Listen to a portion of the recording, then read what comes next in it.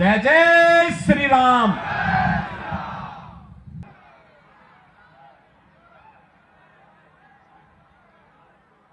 हम लोग के नमस्कार। रंगाली बिहुर शुभेच्छा जानालो।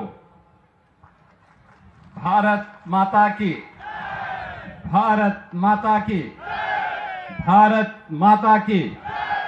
वंदे वंदे वंदे।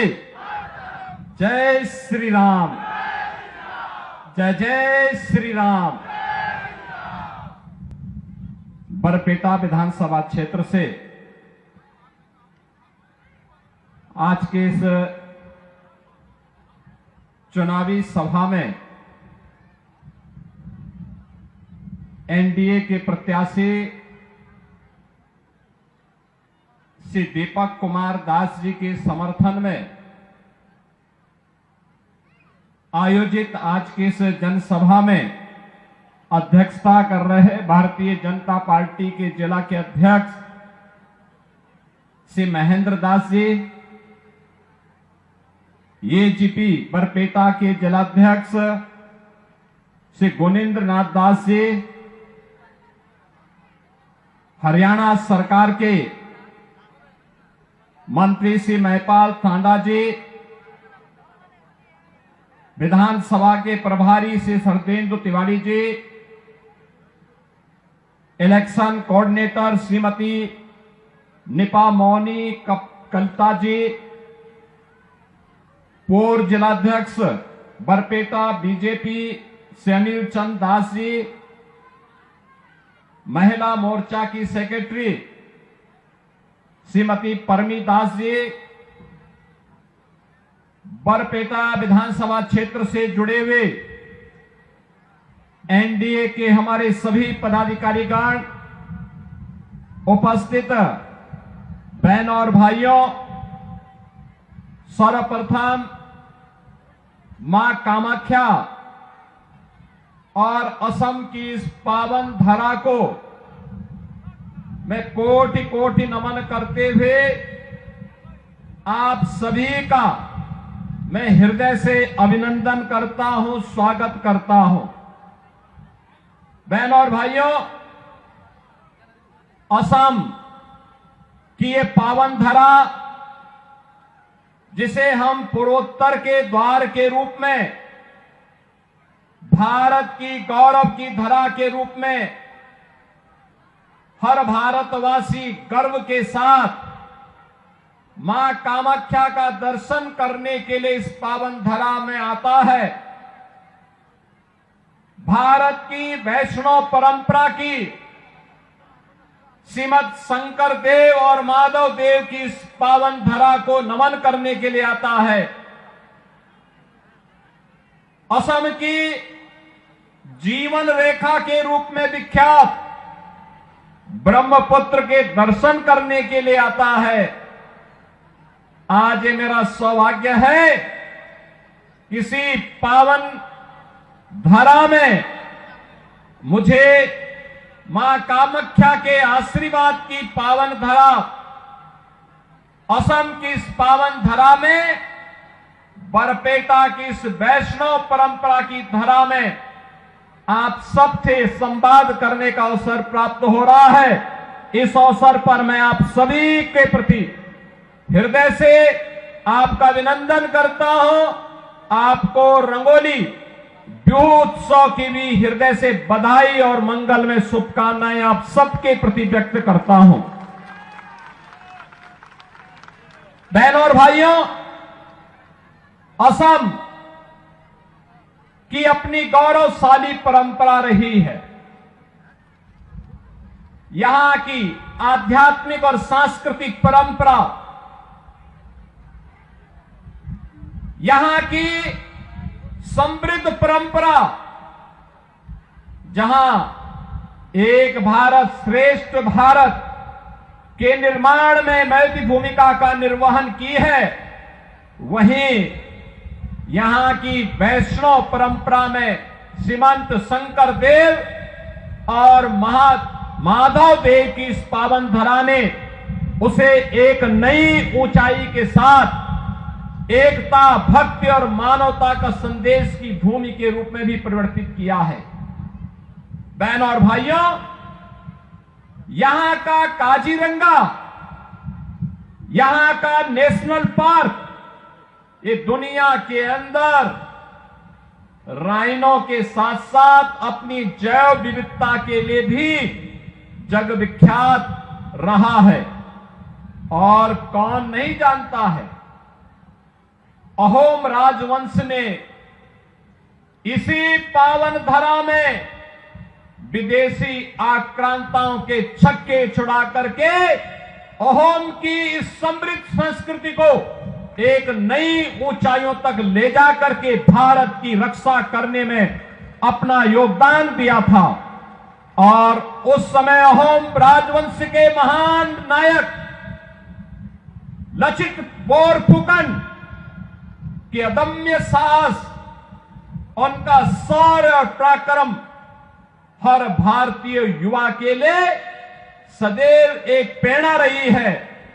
आज उसी असम की पावन धरा में, जिस पावन धरा ने अपनी मेहनत से, अपने परिश्रम और पुरुषार्थ से चाय के बगान की, चाय की चुस्की को दुनिया तक पहुंचाने का काम किया है, आज वह चाय अपने साथ डबल इंजन सरकार की मेहनत का परिणाम, आदरणीय प्रधानमंत्री जी की प्रेरणा से चाय के साथ साथ चिप के उत्पादन की केंद्र भूमि भी बन रही है। आज उसी पावन धरा को, जिस पावन धरा ने सांस्कृतिक और संगीत की कला के एक महानायक के रूप में भूपेन हजारिका को जन्म दिया, ये वही धरा है। और भूपेन हजारिका की उस प्रतिभा को सम्मान देने का काम अगर किसी ने किया है, एनडीए की सरकार ने प्रधानमंत्री मोदी जी के नेतृत्व में किया है, जब उन्हें 2019 में भारत रत्न का सम्मान देकर के भारत ने अपने आप को सम्मानित किया था। बहनों और भाइयों, असम की इस परंपरा को गोपीनाथ बोरदोलाई को सरदार अटल बिहारी वाजपेयी जी की सरकार ने 1999 में भारत का सर्वोच्च नागरिक सम्मान भारत रत्न देकर के सम्मानित करने का काम किया। एक तरफ एनडीए की भारतीय जनता पार्टी नेतृत्व की सरकार, जिसने भारत की संस्कृति को, भारत की परंपरा को, भारत की विरासत को सदैव आगे बढ़ाने का काम किया। एक तरफ एनडीए की भारतीय जनता पार्टी नेतृत्व की सरकार जो सुरक्षा भी दे रही है, सुशासन का लक्ष्य भी प्राप्त कर रही है और सेवा के माध्यम से बिना भेदभाव के शासन की योजना का लाभ हर गांव, हर गरीब, हर किसान, हर नौजवान और हर महिला तक पहुंचाने का काम कर रही है। एक और ये एनडीए की डबल इंजन की सरकार 10 वर्ष के अंदर असम की कायाकल्प को करने के लिए प्रतिबद्ध दिखाई दी।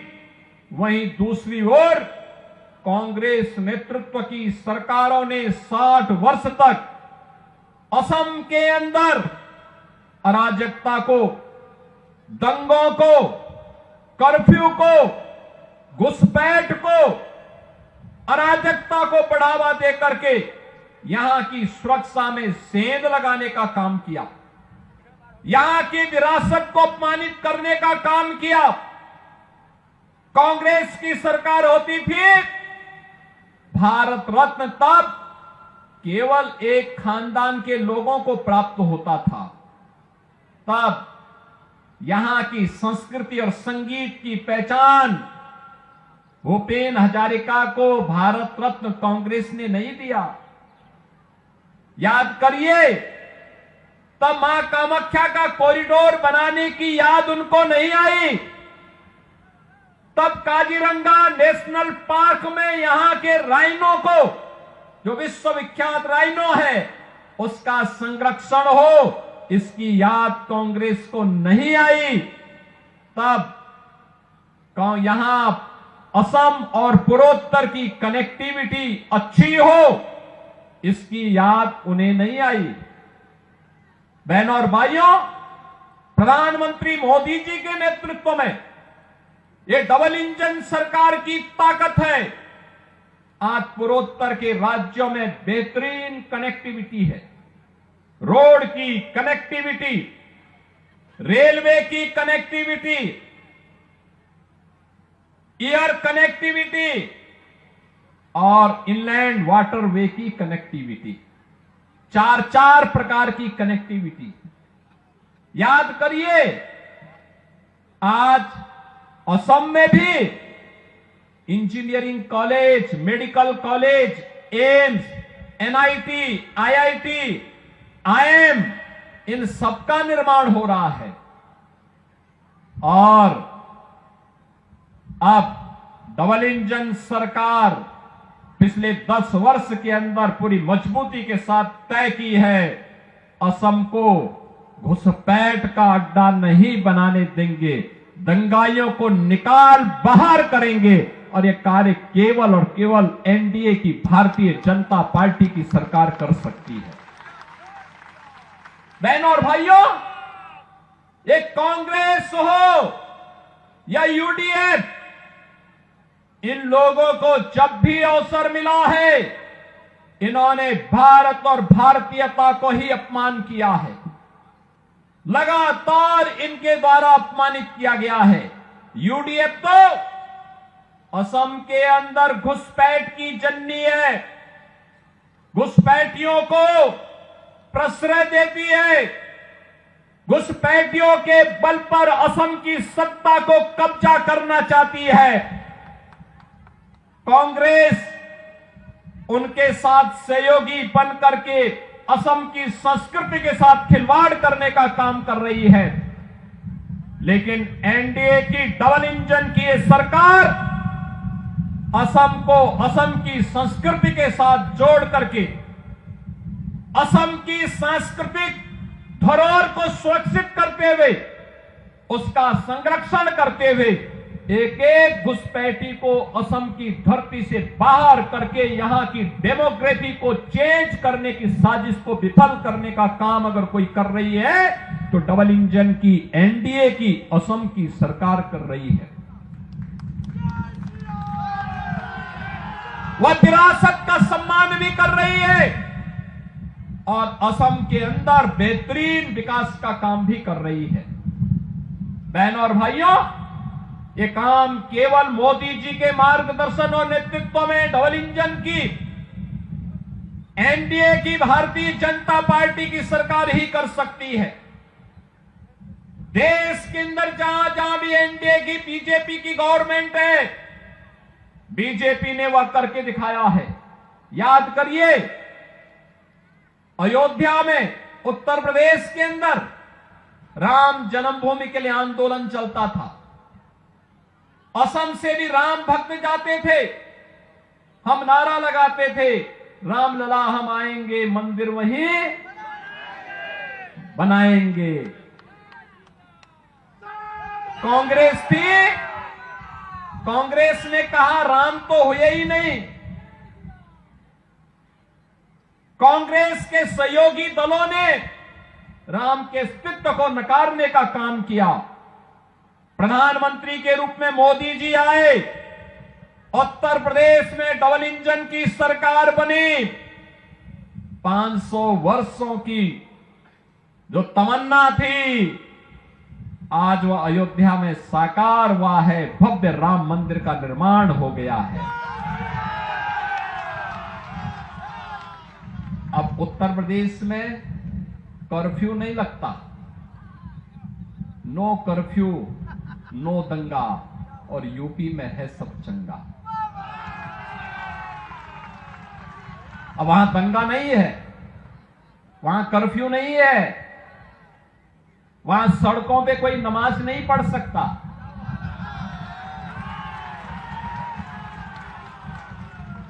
वहां पर अब किसी भी धर्मस्थल से चिल्लाने की आवाज नहीं आती है।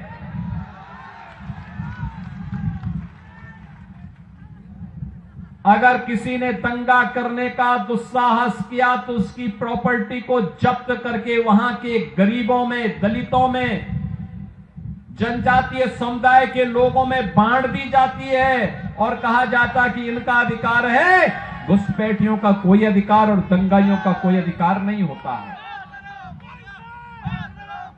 बहनों और भाइयों, ये कांग्रेस हो या यूडीएफ, इन्होंने असम की संस्कृति के साथ खिलवाड़ किया। घुसपैठियों को यहां घुसा करके यहां की डेमोग्राफी को चेंज करने का प्रयास किया।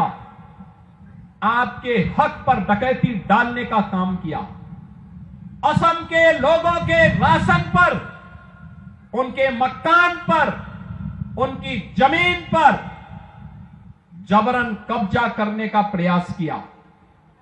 और एनडीए की ये डबल इंजन की सरकार प्रधानमंत्री मोदी जी के नेतृत्व में एक और विरासत के रूप में मां कामाख्या कॉरिडोर के निर्माण के कार्यक्रम को आगे बढ़ा रही है। एक और विरासत और विकास के कार्यक्रम को आगे बढ़ाने के लिए से हेमंत बिस्व शर्मा जी के नेतृत्व में असम के अंदर एनडीए की सरकार कार्य कर रही है। मां कामाख्या का कॉरिडोर का निर्माण का कार्य आगे बढ़ रहा है। एक एक घुसपैठी को चिन्हित करके उसे यहां से बाहर कराने की व्यवस्था भी हो रही है। और दूसरी ओर डेवलपमेंट के बड़े बड़े कार्य आज असम के अंदर भी देखने को मिल रहे हैं। असम के अंदर ये एनडीए का संकल्प है कि असम की धरती को लव जिहाद और लैंड जिहाद की धरती नहीं बनने देंगे। असम की धरती में घुसपैठ नहीं होने देंगे। असम की डेमोग्राफी को बदलने की कांग्रेस और यूडीएफ की साजिश को सफल नहीं होने देंगे। और इसको रोकने का काम केवल और केवल एनडीए की, बीजेपी की गवर्नमेंट ही कर सकती है। कांग्रेस और यूडीएफ नहीं कर सकती। और इसीलिए आज मैं आया हूं आपके पास। मैं उत्तर प्रदेश से विशेष रूप से आया हूं कहने के लिए। आज आप देख रहे होंगे उत्तर प्रदेश में पिछले 9 वर्ष से डबल इंजन की सरकार है और 9 वर्ष में एक भी दंगा यूपी में नहीं हुआ। एक भी दंगा नहीं। दंगा मुक्त, कर्फ्यू मुक्त, माफिया मुक्त, कोई माफिया नहीं। विकास कार्य धड़ल्ले से डबल इंजन की सरकार बुलेट स्पीड पर विकास के कार्यों को आगे बढ़ा रही है, तो गरीबों के कल्याण के कार्यक्रम को भी आगे बढ़ाने का काम कर रही है। हर एक गरीब को उज्ज्वला योजना का कनेक्शन हो, भरपूर बिजली उपलब्ध करवाने का कार्यक्रम हो, 5 लाख रुपए का प्रधानमंत्री आयुष्मान भारत की स्कीम का लाभ दिलाने का कार्यक्रम हो, युवाओं के लिए नौकरी और रोजगार की संभावनाओं को आगे बढ़ाने का कार्य हो, या गरीबों के लिए फ्री में राशन की सुविधा का लाभ देने का कार्यक्रम। चाय बागान में काम करने वाले श्रमिकों के लिए एक स्पेशल पैकेज देकर के सम्मानजनक रूप से उन्हें आगे बढ़ाने का कार्य, ये केवल और केवल बीजेपी और एनडीए की सरकार ही इसको कर सकती है। कांग्रेस और यूडीएफ के पास इस प्रकार का न विजन है, न कार्य करने की कार्य क्षमता। इन्हें तो तुष्टीकरण की नीति का पालन करके केवल भारत की सुरक्षा में सेंध लगाने का एक कार्य कर रहे हैं, और इन्हें सेंध लगाने की छूट नहीं देनी है। इस विश्वास के साथ आज आपके असम में, इस बरपेटा में एनडीए के प्रत्याशी श्री दीपक कुमार दास के समर्थन में आप सबसे अपील करने के लिए मैं आज आपके बीच में यहां पर उपस्थित हुआ हूं। दीपक कुमार दास को प्रधानमंत्री मोदी जी का भी आशीर्वाद प्राप्त है और असम के लोकप्रिय मुख्यमंत्री श्री हेमंत बिस्वा शर्मा का भी आशीर्वाद प्राप्त है। आप सभी लोग असम में डबल इंजन सरकार बनाने के लिए श्री दीपक कुमार दास को समर्थन करके अपना एमएलए चुनने की तैयारी में है ना? है ना? घुसपैठियों को बाहर करना है ना? असम की डेमोग्राफी को बदलने नहीं देना है ना? असम में भी विकास की प्रक्रिया के साथ डबल इंजन सरकार जैसे कार्य कर रही है, इसको और मजबूती के साथ आगे बढ़ाने के लिए आप सब बरपेटा भी तैयार है ना? और देखो, इलेक्शन के पहले ही कांग्रेस मैदान छोड़ करके भाग चुकी है ना? और यूडीएफ उसका भी लॉक बंद करके बंगाल की खाड़ी में फेंकने का समय आ गया है। तैयार है ना? सभी लोग तैयार हैं? एनडीए का प्रत्याशी श्री दीपक कुमार दास जीतेंगे, भारी बहुमत से जीतेंगे। एक एक वोट एनडीए प्रत्याशी के समर्थन में जाएगा ना? और यही अपील करने के लिए आज मैं आपके बीच में आया हूं। श्री दीपक कुमार दास को भारी बहुमत से विजयी बना करके असम को भारत के गौरव की धरती के रूप में स्थापित करने का काम आप सभी बरपेटा से जुड़े हुए बहनों और भाइयों से यही विनती करने के लिए आज मैं यहां पर उपस्थित हुआ हूं। इस विश्वास के साथ मैं अपनी वाणी को देता हूं विराम। जय जय श्री राम, जय जय श्री राम।